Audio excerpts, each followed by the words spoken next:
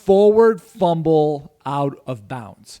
So what are we going to do now with a forward fumble out of bounds? Well, the Federation this year has decided that if you've got that forward fumble that goes out of bounds, forward fumble, you're going to go back to the spot of where the ball was fumbled. So that doesn't matter where the ball was fumbled. So if the ball was fumbled behind the line of scrimmage, beyond the line of scrimmage, doesn't matter. When the ball is fumbled and goes out of bounds forward, we will now move that ball back to the spot of the fumble. That will be the spot where the ball is now down, as well as clock status, as the clock will then run because technically now that player was down in bounds, not out of bounds. So know that that's what we're going to do. And it doesn't matter if the ball is behind the line of scrimmage or beyond the line of scrimmage. This one is coming back to that spot, and we're going to mark it there. Now, I've got a lot of plays on this because it should seem pretty straightforward, but there are definitely a couple things that we need to walk through on this one. So we've got our first play here, and you can see we've got a runner up to the top, and they fumble the ball. And the ball is fumbled forward and then goes out of bounds. You get a slow motion of this. Now, right at this point, the ball is out. Right here, the ball is fumbled. We have an official who's in this position. Now, that official needs to beanbag this. Yes, how are we going to beanbag this one? This official is not going to take his beanbag, wind up like he's Nolan Ryan, and throw it as fast as he can at this player since he fumbled to tell the whole entire world that he is now fumbled. All we need to do is drop the bag at this spot. We don't need to throw it. We don't need to. We might toss it a little bit, but we're not actually throwing it to this spot. The reason why is because we are probably not going to be very good. We're going to hit a player. We do have to take a mental note, though, if it's inside the hashes, exactly where it was, because then the ball would go there. But in this case, outside of the hash, it doesn't matter.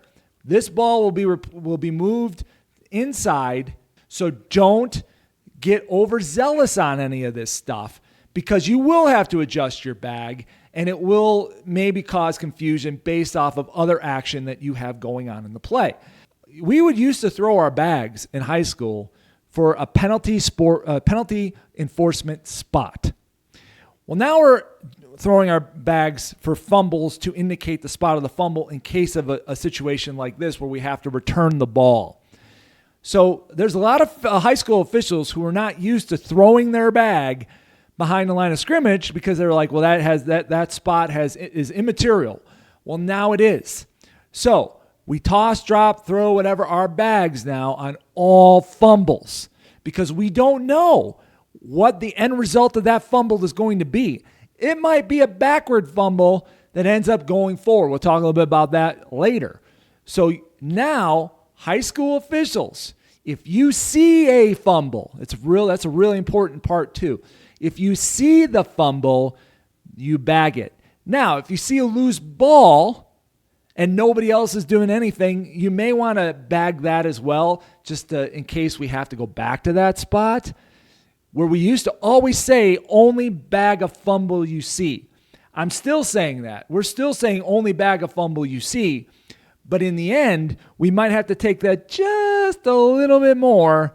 And if nobody's bagged the fumble and we have a loose ball and you don't have a whistle, then maybe we should throw a bag or toss a bag because we might have to go back to that spot, and at least you have the idea. The reason we avoided that in the past was because I didn't want to throw a bag and then my fellow officials killing it. Now we can look like we're contradicting ourselves. So if you don't see a fumble, you do not see it, then don't throw your bag right away just because you have a loose ball. Give it a second or two, and if you think you might have to mark a spot, then that would be the time to do it. But don't jump the gun because now you throw your bag and your buddy kills it dead. So be very careful about that. But we still have to know where that spot is in case we have to return. So going back to it, because now the ball goes out of bounds, you can see that we should have our bag and the ball goes out of bounds. We're still killing the clock. When that ball goes out of bounds, we still kill the clock, just like anything else. We move that ball back to the spot. This time it'll be the hash. And as soon as the ball is down and ready, we wind the clock.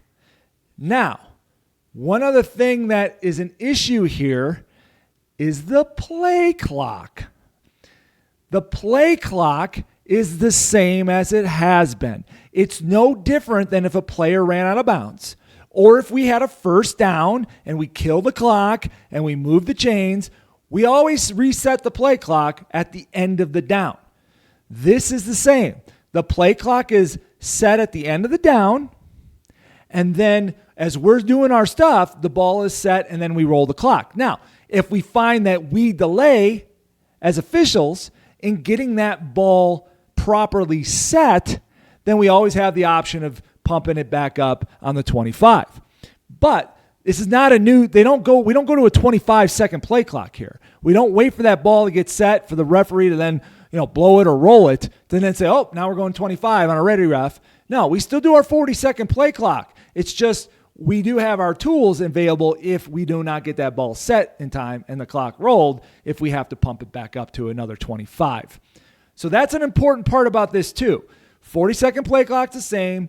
Stop the clock, put the ball down, and then roll the clock. Pretty straightforward on that, but clock is important here, as sometimes we always forget about the clock when it comes to a lot of this stuff. So we'll go to our next play now, and you're going to see this play. This player is now running. Now he fumbles the ball backwards, and the ball goes out of bounds. The ball was fumbled right around the 20-yard line there. You can see him. He's trying to fight for yardage. The ball pops out. He's not protecting it. In fact, he caused his own fumble. So there it is. Same thing for our official. We want our official to mark this spot. We know it's outside of the inbounds marks, outside the hashes, so we don't have to throw it at that spot. We just need to know the yard line. So drop in the bag there, a little toss at the 20. That works just fine. So we know what that spot is. Now, moving forward here, you can see it's going backward. The ball is going backwards, and there's our official who throws his bag, and the ball goes out of bounds. We're killing the clock, but this hasn't changed. If the ball is not forward, so sideways or backwards, we're killing the clock, and this is a ball that has become out of bounds, period. We do not move the ball back and then decide, oh, now we're going to wind the clock. Since it's backward,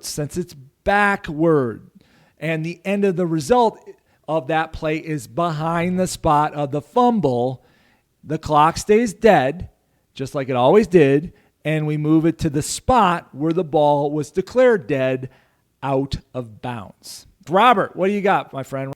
If we have a fumble inside the hashes, so we're near midfield, and somehow, miraculously, that ball is fumbled forward and it continues to maintain its status as a fumble forward but goes out of bounds, are you saying, Tim, to bring the ball back inside the hash where that fumble actually occurred rather than putting it at the hash of the nearest sideline where it went out of bounds? So the way I understand it, the ball is supposed to be returned to the spot of the fumble.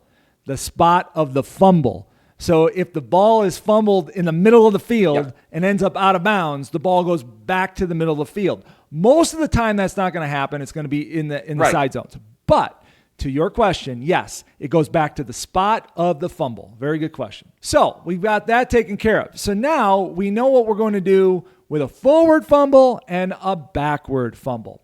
Here's an interesting one, though, that was brought up, and this is actually has been changed already in some interpretation. Some people might have heard a different interpretation on this, but the rules editorial committee has fixed this one. Thank goodness. All right, so here's the play. We've got a kickoff, all right? We got a kickoff. The ball is caught. Kick ends in the field of play. Momentum takes this player into the end zone. So we know right there we should have a beanbag for momentum right around the 2-yard line. All right. Now the momentum takes this player into the end zone. Clear momentum play.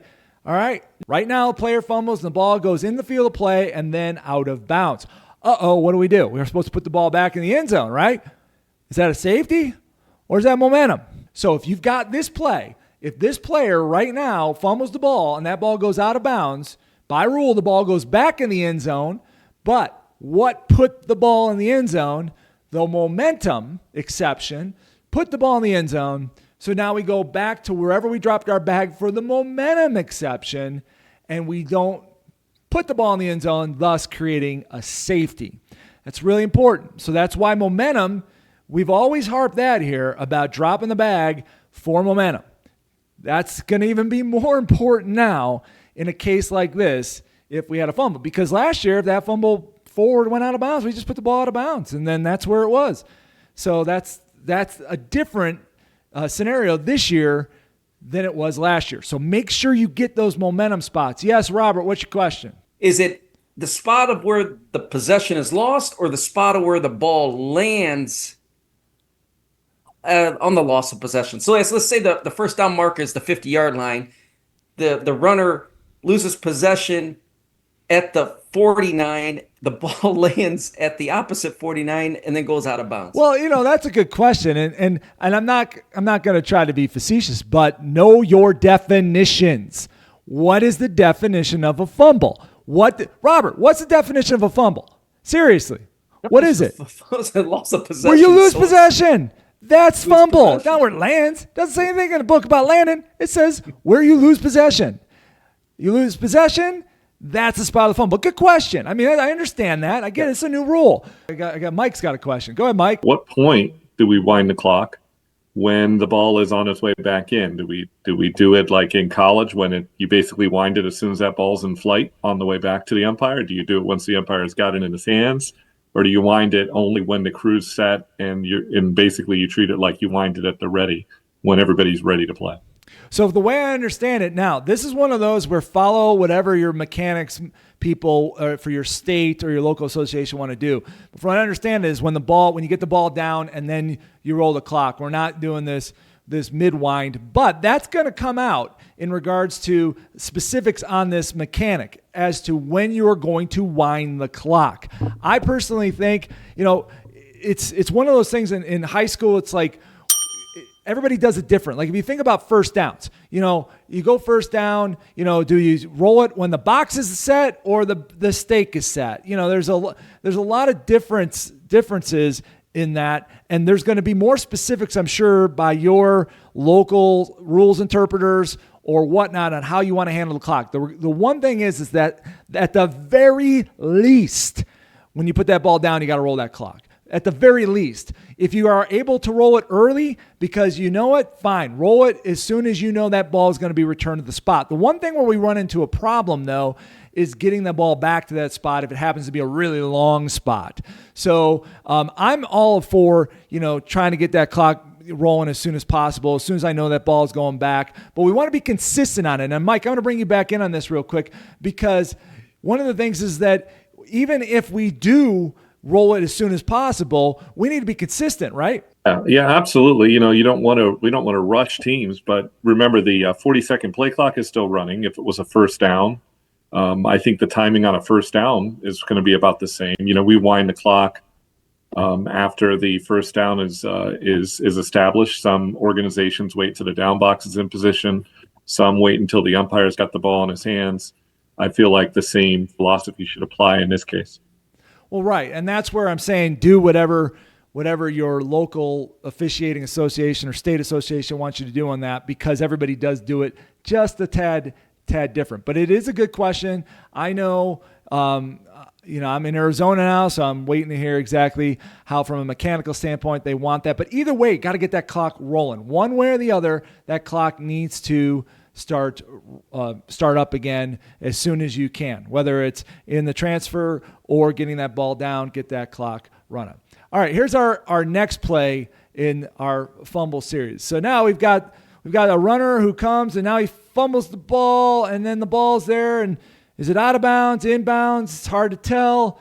All right, we can see same thing. We've got the ball. It's fumbled. He doesn't have possession of it. You see it on the ground. So this is another one of those where our officials, have to be careful about the bag. This is a tough one. Are you going to throw your bag or toss your bag in the scrum of players there? Hopefully not. Maybe you have to have a mental note of where that ball has been fumbled or possession was lost. So you can just come up and drop the bag, but we need to know because we got a ball on the ground and this could possibly be a forward fumble out of bounds. So you can see where it's at. Now, our player comes up. Now, remember, if any of those players that are out of bounds now touch the loose ball, that ball becomes a ball out of bounds, and we have to mark it as such and move it back or do whatever we need to do based off of if it was forward or not. So now you see this player comes in, and now it looks like he's got possession of it and rolls out of bounds. So what do we do with this one? Well, we had a fumble, it went out of bounds. So do we go back? No, we don't go back. Why? Because it was possessed. It was possessed by another player. This just becomes, it wasn't really a run because he was on the ground. As soon as he possessed it, it's dead. But this becomes a player in possession of a loose ball on the ground, which makes him now, the play is dead, and that is your spot of forward progress. In fact, on this one, if you go back to it, from a clock standpoint, hopefully, unless it was a first down, hopefully nobody's killing the clock because right there, that player is down inbounds with possession of the ball. So now, I guess you can say, well, we can't really see, but it sure does look like it. So if this was not a first down, the clock should never have stopped. And now we're going to mark it there where that player the second player possesses the ball, and if we screwed up, we're going to keep that clock rolling. Or if it is a first down, we're going to mark the chains and then roll the clock, however we do it, just like what we talked about, however your association does it, box set, whatever, roll the clock.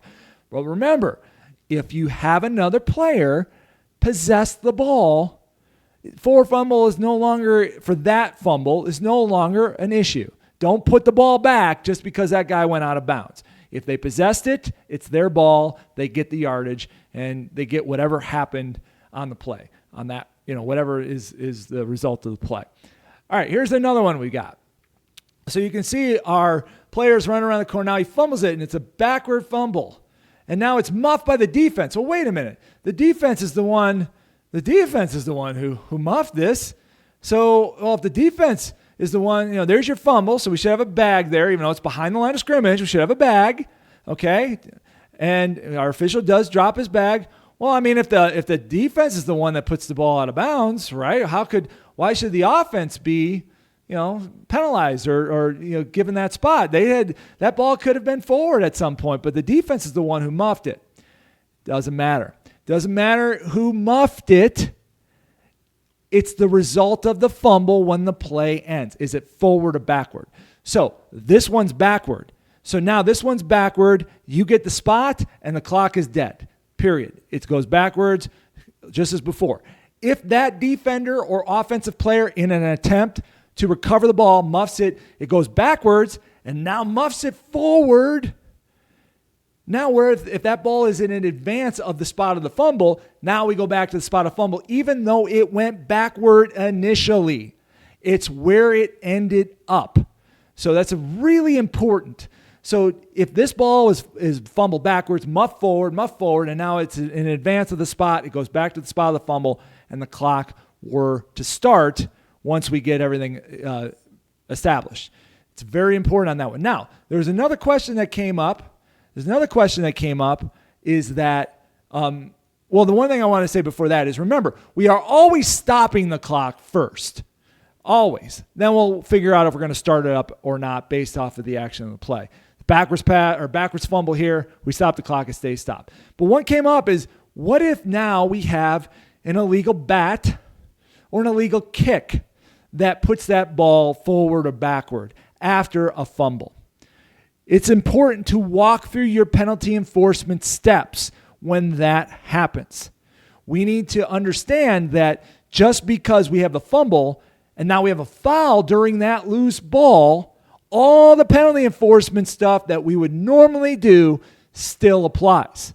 So in this case, if the ball were to, I'll go back to this play just to use it as an example, and this was not it, but we're just going to use it for our purposes. If this player, in the defensive player right here, ends up illegally kicking or batting the ball, okay? So the defensive player is now illegally kicked, batted a ball, and we have a foul for that.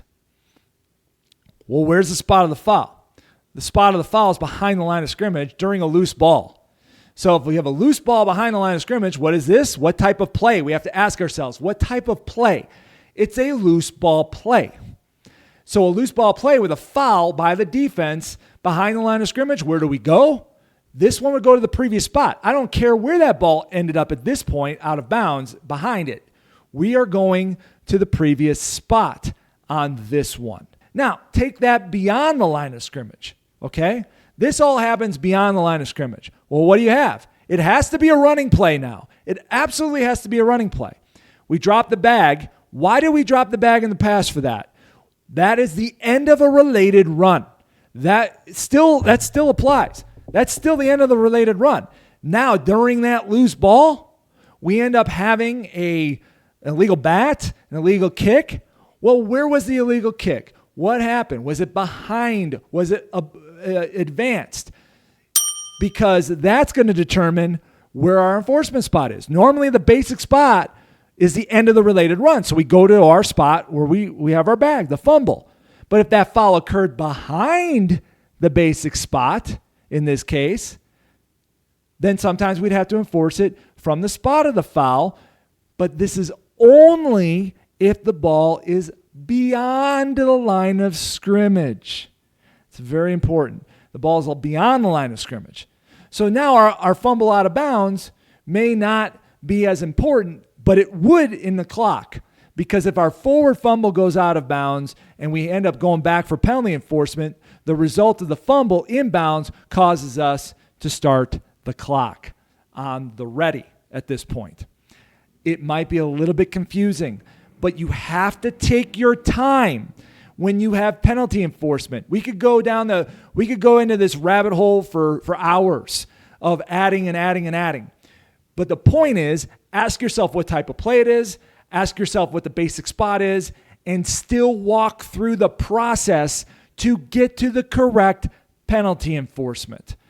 Then don't get diluted by this whole fumble out of bounds. What do I do with this? Do I go back, this or that? Just apply penalty enforcement as you normally would, and you're going to get this spot correct. You're going to get your spot of enforcement correct. What do we got, Robert? We have a lot, Tim, but I'm going to kind of hone it all down to one main topic of confusion, and that is I'm getting a lot of questions related to the goal line and fumbles not between the goal lines. So if there's a fumble by the quarterback in the end zone coming out, or if there's a fumble in the field of play with the ball going in, Tim, I don't want to get into too much detail, but again, maybe you can give some enlightenment on the importance of this forward fumble rule and how it applies between the goal lines. All right, so this rule is specific to the fumble occurs between the goal lines in the field of play. So if you had a player who is running, fumbles the ball, muffs, and then it rolls and hits the pylon, what is that? That's a touchback. It's still a touchback, always a touchback. Why? Because the ball is dead in the end zone. It's not dead in the field or field of play or in between the goal lines out of bounds in that regard. That's still a touchback. The end zone is still treated the same way as it always has been treated. With one exception, there is one exception. Now, I did talk about, and I'm glad Robert asked this. It was on my list. I missed it. I got so many things going on. If you have a fumble from just a regular running play, no momentum, take momentum out. We already talked about momentum. Momentum is momentum. But you have a fumble in the end zone that goes forward and out of bounds at this 2 or 3, 5 yard line. What do? That one goes back to the end zone and we go safety. Okay? In that one, no momentum. Just a regular running play, just a regular handoff, a regular running back, a runner loses the ball, and it rolls from the end zone out of bounds, goes back to the end zone. That's a safety. Now, field of play into the end zone is all how it used to be. Same thing. Ends up being a touchback. We use force. We figure all that stuff out to figure out who put the ball in. None of that changes. Robert, does that cover it? That's perfect. That's perfect. That's all we need for right now. It's a lot of meat on the bone with that, Tim, and I appreciate it. Right. I mean, like I said, this seems pretty straightforward, but there are a lot of little nuances to it that can create, some confusion for lack of a better term. All right. So we've got looks like we got one more play here. Oh, we got an interception. Okay, interception. Oh, and our defender, who intercepted the ball, fumbles the ball out of bounds. Well, he's a defender. He's not offense. He didn't offense. He didn't full. I mean, no, same thing. Doesn't matter. Forward fumble out of bounds. Seems pretty straightforward, and I'm not trying to be facetious. I just want to make sure everybody understands that even if we have a change of possession, any forward fumble out of bounds, forward, has to be returned back to the spot. Now, we wouldn't roll the clock in this situation. Why? Why wouldn't we roll the clock? We had another rule that keeps the clock stopped. It's called change of possession. Team B now has the ball. They're going to be the one to put it in play next. The clock goes on the snap, but not because of the fumble. It's because of the clock rule. Just know that. Don't start making up rules and say, well, wait a minute. Tim said when the ball was forward fumbled out of bounds, I put the ball back. Well, then I got to roll the clock. No, another rule applies here. So change of possession, ball's forward fumbled out of bounds, moves back to the spot. They get the ball there. They don't get the advance yards of wherever the ball went out of bounds. You got a 4th down, 4th and 3. You've got a fumble forward. We got a fumble forward, and it's recovered forward. So we want to know what we're going to do with this. Once again, we're asking, should the ball be returned to the spot of the fumble once the other player recovered it? The offensive player, is the ball marked where it's recovered, ruled dead? Should the ball be returned? Does it remain live? 4th down fumbles are handled exactly the same way, with the exception of they must comply with the new rule. Meaning if a 4th down ball is fumbled forward and out of bounds, you bring it back to the spot of the foul. Or I'm sorry, the spot of the fumble. It does not matter if who possesses the ball. It doesn't matter if player A1 fumbles, player A2 then recovers, then player A2 fumbles, and player A3 recovers, all on this 4th down. None of that matters. It only matters if the ball is forward fumbled out of bounds. Then it's returned like any other down. Don't get this confused with college or the NFL or anything like that. We have not changed that rule in high school. This play, if you go back to this play specifically, what ends up happening is that this ends up being, this was last year, so it didn't matter, but this would be the same in 2025. This ball is forward fumbled, it's not a intentional act. It's fumbled legitimately, and it's recovered. And after it's marked, it's determined that the player had reached the line to gain. 1st and 10 for the offense. Do not put this ball back in a play like this. Out of bounds, different story, but not in a play like this.